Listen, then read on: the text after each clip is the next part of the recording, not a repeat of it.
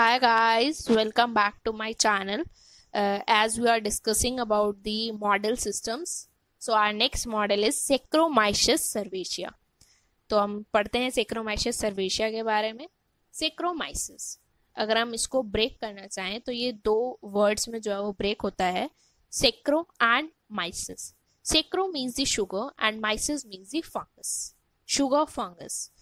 तो सेक्रोमाइसिस का मीनिंग क्या है हमारा? Sugar fungus. ये जो हमारे वाइड रेंज ऑफ हैबिटेट में जो है हमारी वो पाई जाती है, सेक्रोमाइसिस जो हमारी सर्वेचिया है, इसको हम वाइड रेंज ऑफ हैबिटेट में देख सकते हैं. यानी कि हम इसको मतलब डिफरेंट एनवायरनमेंट में जो है ये देख सकते हैं हम. इसका जो होमोलॉगस रिकॉम्बिनेशन है वो रिसर्चर्स को अलाउ कराता है कि वो मॉडिफाई कर सके इसके जीन्स को.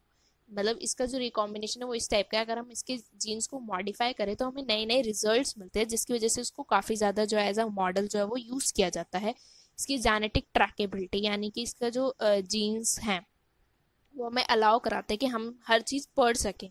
जैसे कि इसकी सेल साइकिल से लेके इसकी मेम्ब्रेन ट्रैफिकिंग तक हम सब चीज़ जो है वो काफ़ी ज़्यादा इजीली जो है वो ट्रैक कर सकते हैं. तो इसीलिए भी इसको जो है वो एज अ मॉडल काफ़ी ज़्यादा यूज़ किया जाता है. फर्स्ट यूकैरियोट है ये जिसका हमें जीनोम जो है वो फुल्ली सीक्वेंस मिला था. पहला जो यूकैरियोट है वो यही है जिसका हमें जीनोम मिला फुल्ली सीक्वेंस. वेल क्रिएटेड इसका डाटाबेस है. इसका जो डाटाबेस है वो पूरा वेल क्रिएटेड है. 31% जो है इसके प्रोटीन एनकोडिंग जीन्स जो है हमारे वो सिमिलर हैं किससे? ह्यूमन जीनोम से. यानी कि ह्यूमन जीनोम के जो 31% जो जीन्स है वो इसमें पाए जाते हैं. तो वो एक इजी है कि हम अगर हमें ह्यूमंस के किसी प्रोटीन के बारे में पढ़ना है तो हम इसमें इजीली पढ़ सकते हैं. इसका जो सर्वाइवल रेट है कि ये 12 से 40 डिग्री सेल्सियस तक सर्वाइव कर सकता है. यानी कि क्वाइट रेंज जो है इसकी वो काफ़ी ज़्यादा अच्छी है कि ये 12 से 40 डिग्री सेल्सियस टेम्परेचर में ये सर्वाइव कर सकता है with the pH range of 2 to 8. यानी कि 2 से 8 की जो pH रेंज है उसमें ये इजीली सर्वाइव कर पाएगा. तो वो भी एक काफ़ी अच्छा फैक्टर है कि हम टेम्परेचर चेंज करके भी इसके बारे में अलग अलग चीज़ें पढ़ सकते हैं. ये जो रिप्रोड्यूस करता है वो सेक्सुअली और एसेक्सुअली दोनों तरीके से ही कर सकता है. ना इसके पास कोई फ्रूटिंग बॉडी होती है.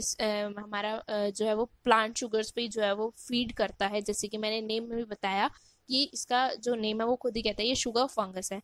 तो ये प्राइमरीली किस पे फीड करता है? हमारे प्लांट शुगर पे. इसकी खुद की कोई फ्रूटिंग बॉडी नहीं है.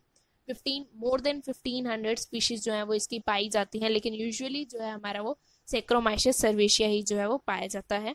और ये हमारा हैप्लॉइड और डिप्लॉइड दोनों टाइप के ही सेल्स को जो है ये प्रोलिफरेट कराता है.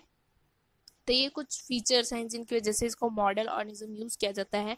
और भी काफ़ी ज़्यादा फीचर्स हैं कि इसको एज अ मॉडल ऑर्गेनिजम्स क्यों यूज़ किया जाता है, थोड़ा बहुत उनके बारे में भी पढ़ लेते हैं. क्यों यूज़ किया जाता है? एक तो इसकी जो रिमार्केबल कॉन्ट्रीब्यूशन है in the field of functional genomics and system biology. यानी कि इसका जीनोमिक्स और सिस्टम बायोलॉजी में काफ़ी ज़्यादा कॉन्ट्रीब्यूशन है. मोस्ट ऑफ द स्टडीज़ जो हैं वो इसी पे की जाती हैं. और इसका जो ये फीचर है कि ये ह्यूमंस के साथ काफ़ी ज़्यादा सिमिलर इसमें जो है वो पाए जाते हैं. प्रोटीन्स कह लीजिए या जीन्स कह लीजिए, वो काफ़ी ज़्यादा सिमिलर हैं इसमें और ह्यूमंस में.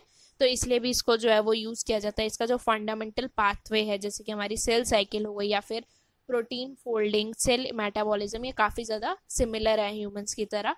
इसलिए भी इसको जो है वो as a model organism use किया जाता है. इसका जो ग्रोइंग टाइम है यानी कि जो ये ग्रो कर रहा है वो भी हमारा अबाउट 90 मिनट्स, यानी कि सिर्फ और सिर्फ 90 मिनट्स में जो है ये इजीली ग्रो कर जाता है. तो वो एक अच्छा फीचर है कि हम एक दिन में काफ़ी ज़्यादा स्पीशीज़ के बारे में या फिर काफ़ी ज़्यादा डिफरेंट यीस्ट के बारे में पढ़ सकते हैं. इसको ग्रो करने के लिए हमें कोई ऐसा ज़्यादा मीडिया नहीं चाहिए. सिंपल मीडिया में ये ग्रो कर सकता है. और वही मैंने बताया कि ये फर्स्ट यूकैरियोट है जिसका हमें कंप्लीट जीनोम सीक्वेंस जो है वो मिला था, जो कि पब्लिकली अवेलेबल है. तो ये मैंने पहले भी बता दिया था. ये फीचर जो है इसका 1 to 15710 बेस पेयर जो है इसके होते हैं प्रेजेंट, और 5800 जीन्स इसके अंदर जो है वो प्रेजेंट होते हैं. तो देखिए इसका जो है वो सब कुछ पता है हमें, तो इसलिए जो है इसको मॉडल की तरह जो है वो यूज़ किया जाता है. क्योंकि अगर हम कोई भी मॉडल यूज़ कर रहे हैं तो हमें उसके पहले बारे में सब कुछ पता होना चाहिए. हम ऐसे ही उसको जो है वो एज अ मॉडल नहीं ले सकते. तो इसलिए ये सब अभी तक हमने जितने पढ़े अगर आप देखें तो उनके बारे में हमें पता था, तभी हम जो है उनको यूज़ कर रहे हैं एज अ मॉडल कि हाँ अगर हम इन्हें लेंगे तो हमें पता है पहले इनमें ये प्रेजेंट है लेकिन हमने मॉडिफाई करा तो ये चीज़ आई, ये चीज़ नहीं आई. तो हमें ये पता नहीं चलेगा अगर हमें ऑलरेडी उनके बारे में इंफॉर्मेशन नहीं होगी. तो इसलिए हम उन्हीं को एज अ मॉडल लेते हैं जिनके बारे में कंप्लीट इंफॉर्मेशन हो. ठीक है. तो और क्या है इसका कि जो 20% जो हमारे ह्यूमन जीन्स होते हैं जो कि हमारा डिजीज जो 20% ह्यूमन जीन्स है जिनकी वजह से हमें डिजीज होता है ह्यूमंस को, वो यीस्ट में पाए जाते हैं। तो हम उस चीज़ को पढ़ के उनके लिए वैक्सीन्स प्रिपेयर कर सकते हैं। ऐसे ही अब इसके जो जीन सिमिलर हैं ह्यूमंस और यीस्ट में वो कौन कौन से हैं, MSH2 और MLH1, ये दोनों जो जीन्स हैं ये हमारे सिमिलर होते हैं ह्यूमंस में और यीस्ट में। तो इसलिए जो है हम इसको एज अ मॉडल सिस्टम जो है वो यूज़ करते हैं। अब हम नेक्स्ट वीडियो में जो है हम वो पढ़ेंगे Xenopus levis के बारे में, our last model system. That's it. Thank you so much. Please like, share and subscribe my channel.